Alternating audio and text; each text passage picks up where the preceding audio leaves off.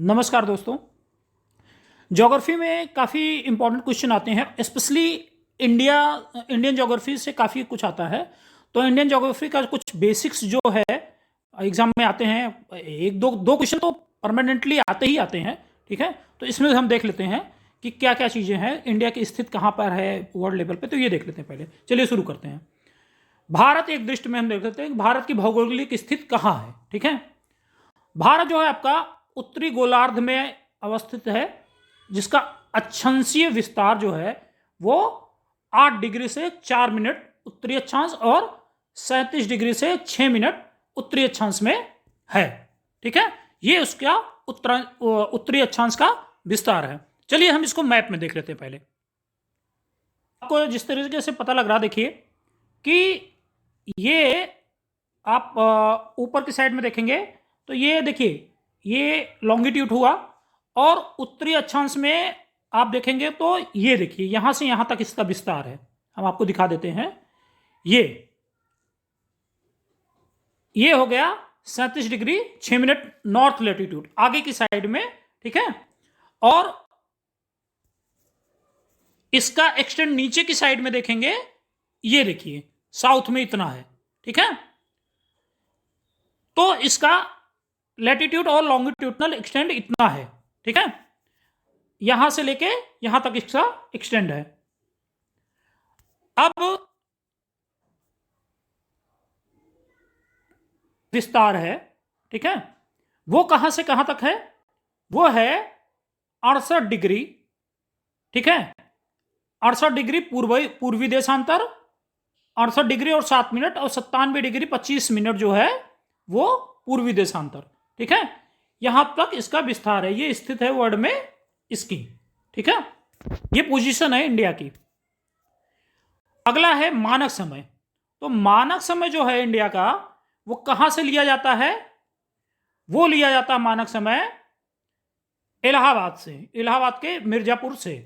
लेकिन जब हम ग्रीनविच के समय की बात करेंगे, देखिए एक मानक समय हर कंट्री का एक जगह से लिया जाता है, पर वर्ल्ड का भी तो एक मानक समय होगा। ऐसा नहीं है कि जैसे अभी कुछ टाइम हो रहा, मान लो हर कंट्री अपना अपना टाइम अपने हिसाब से थोड़ी करेगी कि हाँ तो अभी 2 बज रहा है तो वहां वो अपने हिसाब से दो बजा लेगी, 1 बजा लेगी। ऐसा नहीं होगा। वो होगा क्या कि एक मानक समय तय किया गया। वो मानक समय कहाँ है? इंग्लैंड से होकर गुजरती है। तो यहां समझ लो 0 मान लिए हैं, इमेजिनरी माने हुए हैं 0। यहां से ही सारी कंट्री अपने समय को क्या करती हैं? परिभाषित करती हैं। ठीक है, आइए इसको हम जो है मैप में देखते हैं, उसके थ्रू ज्यादा क्लियर होगा। ये है हमारा, जब हम मानक समय दिखाते हैं तो वर्ल्ड लेवल पे मानक समय कहां पे मिलता है, ये देखिए आप गया। ठीक है, यहां पर आपका इंग्लैंड समझ लीजिए, इसको हम क्या बोलते हैं? Prime meridian line. अब यहां से मान लो इंडिया यहां कहीं स्थित है। ठीक है, तो इंडिया की पोजीशन हम जो टाइम लेंगे वो यहीं से लेंगे। ये 0 माने तो 5.5 घंटा आगे है। ये इंडिया का जो टाइम है यहां से प्राइम मेरिडियन टाइम से कितना आगे है? 5.5 घंटा। ठीक है, तो 5.5 घंटा लॉन्गिट्यूड इधर क्या होगा? ये है लॉन्गिट्यूडनल लाइन, सारी लॉन्गिट्यूड है। ठीक है, और ये जो लाइन होती है ये लेटिट्यूड लाइन है। ठीक है, तो अब जो बात हो रही है कि ये प्राइम मेरिडियन टाइम इसका हो गया, लेकिन अगर यहां इंडिया यहां स्थित है तो यहां का भी एक मानक समय होगा ना, कि एक कहीं से एक मानक समय हम लेंगे कि ये यहां से 5.5 घंटा आगे है, तो वो 5.5 घंटा हम कहां से लेंगे? तो यहां इलाहाबाद में एक नैनी एक जगह है, वहां से हम इंडिया का मानक टाइम ले लेते हैं। यहां से ये समझ लो 5.5 घंटा ये आगे हुआ, ये इसका मानक समय इंडिया का। उसके बाद हम क्या होगा कि इसको यहीं से हम इंडिया का ये मानक समय लेते हैं, और वो उस जगह का नाम क्या है? इलाहाबाद के पास नैनी एक जगह है। ठीक है, तो एग्जाम में पूछता है, में हम देख सकते हैं कि जो इंडिया का मानक समय है ये डेट लाइन है। ठीक है, वहां आपको दिखाया था प्राइम मेरिडियन टाइम से 5.5 घंटा आगे। कितना? 5.5 घंटा आगे ये है। और जो ये हमारा जो मानक समय है वो कितना पे है? 82 डिग्री 30 मिनट ईस्ट में मिर्जापुर है।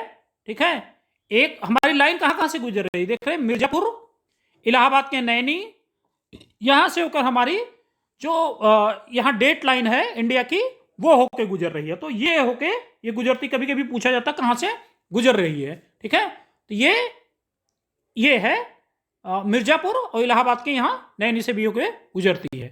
ठीक है, तो एग्जाम में पूछा जाता है। तो अगर ऑप्शन में इलाहाबाद का नैनी दिया रहेगा तो मार देंगे, अगर मिर्जापुर दिया रहेगा तो मिर्जापुर मार देंगे। ठीक है, तो ये हो गया हमारा कि कहां से है, इलाहाबाद के समीप मिर्जापुर है। कभी कभी नैनी भी दे देता है, तो नैनी भी कर लीजिए। अगर नैनी और मिर्जापुर दोनों दिया तो नैनी ज्यादा करेक्ट आंसर रहेगा। आगे आगे है कि हमारा जो पूर्वी देशांतर है भारत के 5 राज्यों से होकर गुजरता है, और ये 5 राज्य कौन से हैं? उत्तर प्रदेश, मध्य प्रदेश, छत्तीसगढ़, उड़ीसा, आंध्र प्रदेश से होकर गुजरता है। जो भारत का भौगोलिक विस्तार है वो कहां से कितना है? ठीक है, भौगोलिक विस्तार बहुत एग्जाम में कई बार पूछा जाता है। ठीक है, उत्तर से दक्षिण, ठीक है, और पूरब से पश्चिम। ठीक है, पूरा कितना बड़ा है इंडिया? ठीक है, पूरा कितना बड़ा है, यहां से लेके यहां और यहां से लेकर यहां कितना बड़ा है। तो इसको हम थोड़ा मैप में ज्यादा क्लियर से देखेंगे। तो चलिए देखते हैं मैप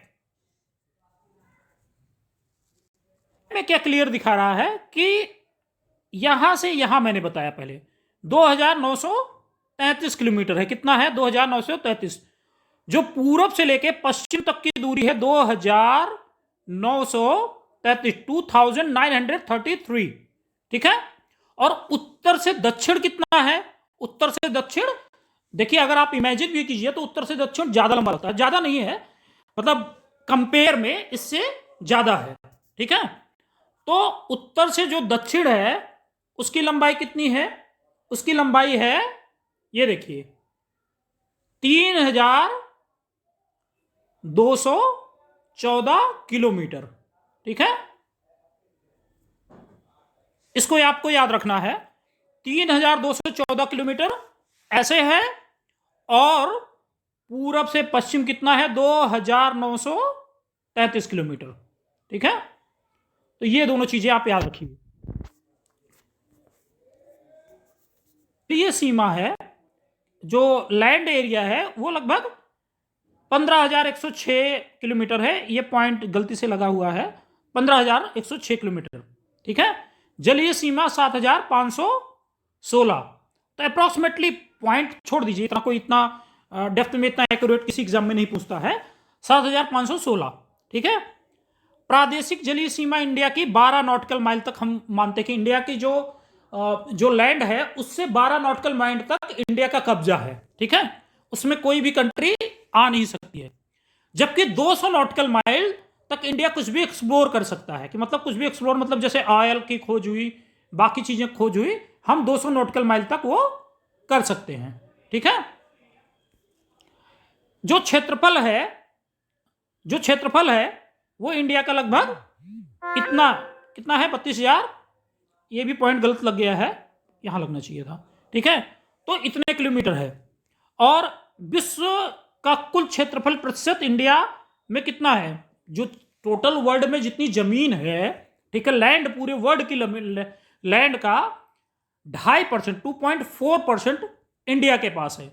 और इंडिया की जो आबादी पूरे वर्ल्ड की कितनी है? 17%। तो आबादी तो हमने ले रखी है 17%। ठीक है, पर लैंड हमारे पास कितना कम है? कंपेयर में देखिए कि हमारी आबादी तो 17% है, पर लैंड हमारे पास सिर्फ 2.4% है। ठीक है, और हमारी जो क्षेत्रफल की दृष्टि से हम 7वें नंबर पर आते हैं, और पॉपुलेशन की दृष्टि पर हम सेकंड नंबर पे आते हैं। पहले नंबर पे चाइना, सेकंड नंबर पे हम आते हैं। ठीक है, ये दिया हुआ है। ग्रामीण जनसंख्या हमारी 68% जो है आबादी हमारी अभी भी गांव में रहती है।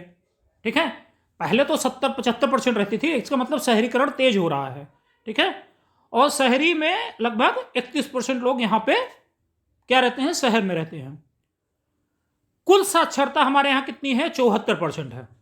ठीक है, और जो दशकीय मतलब हुआ हर 10 साल में जो आबादी की वृद्धि होती है वो 17% की दृष्टि से हमारी आबादी वृद्धि हो रही है। तो इसका मतलब हम जल्दी ही चाइना को भी पिछाड़ देंगे। ठीक है, आबादी में। लिंगानुपात हमारे यहां 943 क्या है प्रति 1000 पुरुष पर 943 महिलाएं हैं। ठीक है, और शिशु लिंगानुपात 918 पर, ये जबकि कम है, ये खराब स्थिति दिखा रहा है कि 918 महिलाएं हैं 1000 पुरुष पर। ठीक है, जनसंख्या घनत्व तो कितना है 382 व्यक्ति पर वर्ग किलोमीटर, इतनी जनसंख्या घनत्व तो है हमारे यहाँ। एक व्यक्ति को लगभग इतना मिलता है स्पेस। पुरुष साक्षरता हमारे यहाँ 82% है, महिलाएं जो है साक्षर हैं 65.46%। ठीक है, तो इसका मतलब महिलाओं में साक्षरता अभी भी काफी कम है। राज्य सारे लोग जानते हैं कितनी, 28। हमारे जो मैदानी क्षेत्रों में लगभग 43% जनसंख्या रहती है। उसके बाद आती है पठारी क्षेत्र। पठारी क्षेत्रों में आ गया आपका देहरादून वगैरह, ये सारे एरिया पठारी क्षेत्रों में आ गए। ठीक है, कर्क रेखा 8 राज्यों से होकर गुजरती है, उसमें गुजरात, ठीक है, राजस्थान, मध्य प्रदेश, छत्तीसगढ़, झारखंड, पश्चिम बंगाल, ठीक है, ये है, और त्रिपुरा और मिजोरम भी है। ठीक है, तो ये हमारे 8 राज्यों से होकर गुजरती है। तो याद रखना होता है, बहुत एग्जाम में पूछता है कि कौन से राज्य से होकर हमारी कर्क रेखा, ठीक है, ट्रॉपिक ऑफ कैंसर कहां से होकर गुजरती है, ट्रॉपिक ऑफ कैंसर कहां से होकर गुजरती है, या कर्क रेखा जिसको बोलेंगे।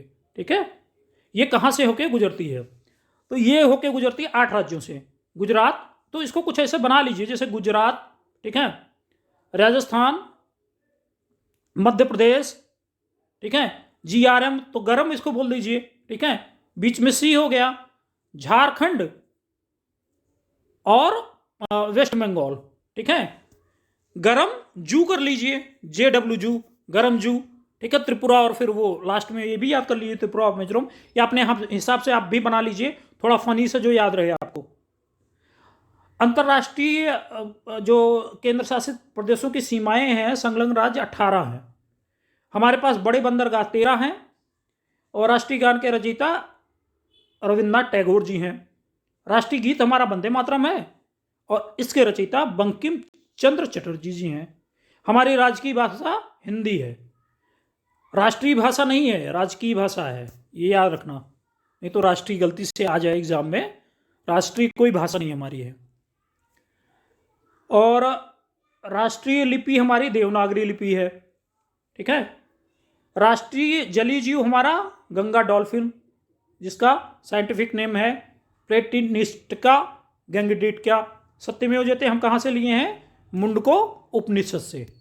तो ये बेसिक चीज़ें रही, बहुत बेसिक चीज़ें हैं, लेकिन दो तो मान लीजिए आप, बहुत बेसिक में से भी आता है, 1-2 क्वेश्चन आ जाता है, पर हम अपने कभी कभी क्या होता है ना, डेटा याद नहीं है ना, मिस कर गए, और ज़्यादा चीज़ नहीं होती है, सिर्फ 2 मिनट की चीज़ होती है रिवाइज करने की, उस चक्कर में अपना 2 मार्क्स कभी कभी खो देते हैं। तो भी भैया, थैंक्स।